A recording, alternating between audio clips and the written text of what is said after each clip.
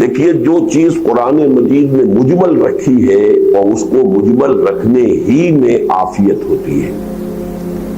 میں نے جو بہت ہی واضح کیا ہے، میرا چھوٹا سا کتاب چاہے اسلام کا نظام معاشی، اس میں واضح کر دیا ہے کہ ایک نظام ہے اسلام کا جو خالص والنٹری ہے، اس میں قانونیت ہے ہی نہیں، اور ایک ہے جو قانون پر مبنی ہے. قانون پر مبنی نظام کے اندر حلال ذرائع سے کمانا، اور جو کچھ کمایا ہے اگر وہ نصاب سے آگے بڑھ گیا تو زکوٰۃ دے کر باقی کو آدمی ریٹین کرنا چاہے تو اس کو اس کا حق ہے، اپنے پاس جمع کرے اور اپنی اولاد کو منتقل کر دے. قانون اس کے اوپر قطعاً کوئی حرزنی نہیں کرے گا. ایک ہے اسلام کا اخلاقی اور روحانی نظام، اس کا تقاضا یہ ہے کہ اپنی ضروریات کو کم سے کم کرو اور گراؤ، نیچے لاؤ، اپنے سٹینڈرڈ آف لیونگ کو کم سے کم رکھو، اور ضروریات کے دائرے کو کم سے کم کرتے ہوئے جو بھی زائد ضرورت ہو اسے اللہ کے راستے میں دے دو. اس کو اب چھوڑ دیا گیا ایک شخص کی اپنی سبجیکٹو فیلنگ پر. جتنا جتنا جذبہ اس میں ابھرتا جائے، جتنا جتنا یقین اسے آخرت پر ہوتا جائے، جتنا جتنا اس میں جذبہ پیدا ہو جائے کہ وہ دنیا کا صرف نفع کیوں حاصل کرے، کیوں نہ آخرت کا نفع حاصل کرے. 700 گنا وہاں ملتا ہے. ایک دانہ ہے وہ جس کو زمین میں بوتے ہیں تو ایک پودا بنتا ہے، وہ 7 سنابل اور فی کل سنبلۃ مئۃ حبہ، تو 700 گنا جہاں ملتا ہو وہاں کیوں نہ انویسٹ کروں میں. Why to settle for less؟ تو یہ پھر لیکن یہ سب کچھ ہوگا والنٹری. اور میں نے شاید کہیں ابھی حال ہی میں کہا ہے کہ حضور کی سیرت مطہرہ میں جو بہت سے پہلو ایسے ہوتے ہیں جن میں آدمی بھوچکا رہ جاتا ہے کہ واقعتاً جیسے کہ کوئی انسان بہت اونچی کسی لاٹ کو دیکھ رہا ہو اور اپنی ٹوپی گرنے کا اندیشہ ہو. اس طرح کی کیفیات ہوتی ہیں جن ایسپیکٹس میں سے ایک یہ بھی ہے کہ آپ نے انتہائی اہم انقلابی جد و جہد میں بھی اس معاملے میں کہیں جبر کا پہلو نہیں آنے دیا. It was all voluntary. کوئی چند کھجوریں لا کے ڈھیر میں ڈال گیا وہ بھی قبول. کسی نے سارا گھر سے اپنا وہ جھاڑو پھیر کر سب کچھ جمع کر دیا وہ بھی قبول. کسی نے آدھا ڈال دیا وہ بھی قبول. اب حضرت اگرچہ مقدار کے اعتبار سے جتنا کچھ کے پیش کیا ہے حضرت عثمان نے شاید اتنا کسی کا بھی نہ ہو، لیکن یہ کہ ان کی ٹوٹل جو ان کی ملکیت اس وقت تھی، املاک تھی، اس میں اس کی کیا نسبت تھی وہ معلوم نہیں ہے. لیکن یہ کہ بہرحال اس پر بھی اللہ حضور نے انتہائی حوصلہ افزائی کا معاملہ کیا. ہو سکتا ہے کہ حضرت ابوبکر نے جو کوئی دیا وہ کم ہو اس سے جو حضرت عثمان نے دیا، لیکن اللہ کی نگاہ میں اس کی زیادہ اس لیے ہوگی کہ سب کچھ لا دیا. تو اس حوالے سے اس کو ایبسولوٹلی والنٹری رکھا گیا. زکوٰۃ اوشن جو بھی ہے، خراج جو بعد میں ہوا وہ تو لازماً لیا جائے گا.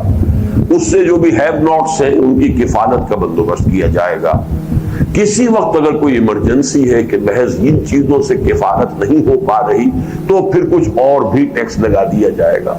لیکن یہ کہ حضور کا کمال یہ کہ اس سے زیادہ ایمرجنسی کا تصور نہیں کر سکتے کہ جو ایمرجنسی غزوہ تبوک کے وقت تھی، اس میں بھی جبر کوئی نہیں کہ زبردستی تمہارے پاس 4 اونٹ ہیں 3 دے دو 1 رکھو اپنے پاس. دوران سفر تو ہوا ہے کہ کوئی شخص سوار کر لے، وہ بھی باعث کے درجے میں، نصیحت کے درجے میں، لیکن کہیں جبر نہیں.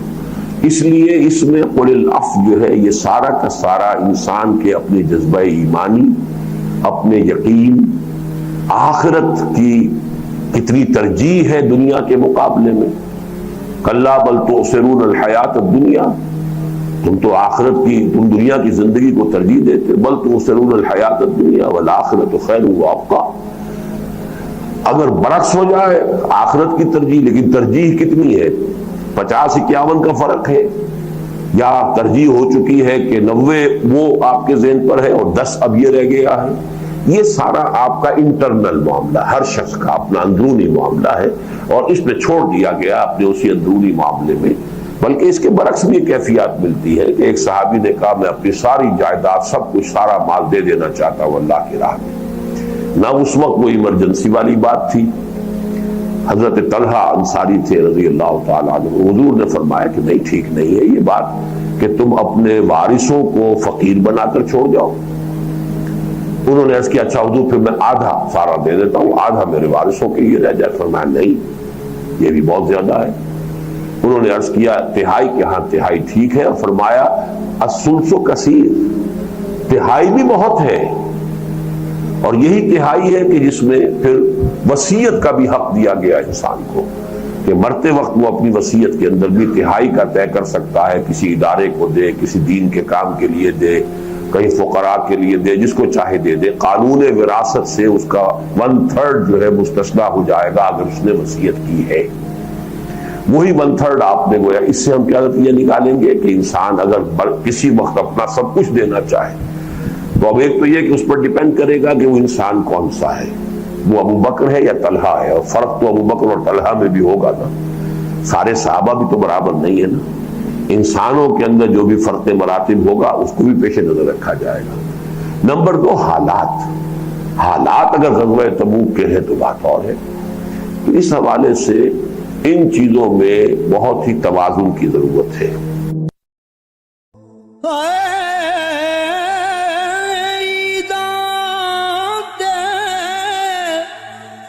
شب رات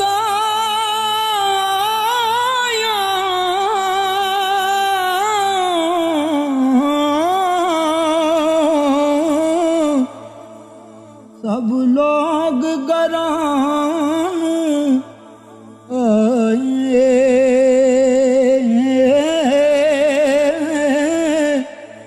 او نہیں آئے او پرت محمد جو آپ ہتھیں دفنا